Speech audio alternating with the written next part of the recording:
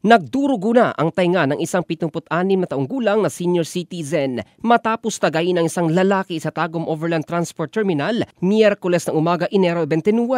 Sa ulat mula sa pulisya, nasa loob ng pampasaherong van ang biktimang si Maria Laura Embodo nang bigla siyang sabunutan ng sospek na kinilalang si alias Jan, 27 taong gulang, residente ng Matampay, Kadingilan, Bukidnon.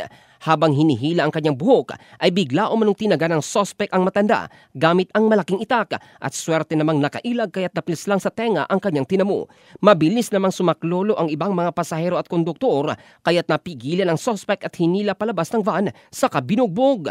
Ayon kay Police Lieutenant Colonel Willie Marchu, ang hepe ng Tagum City Police Station, patuloy pa nilang iniimbestigahan ang kalagayan ng sospek at kung mayroong problema sa kanyang pag-iisip dahil hindi ito makapagbigay ng malinaw na dahilan sa kanyang ginawa. Kasalukuyan ang nakakulong ang sospek sa Tagum City Police Station lock-up cell.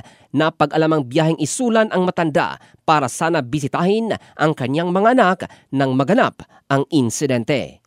In the heart of changing lives, ito si Joe Candado ng Brigada News Philippines, the Music and News Authority.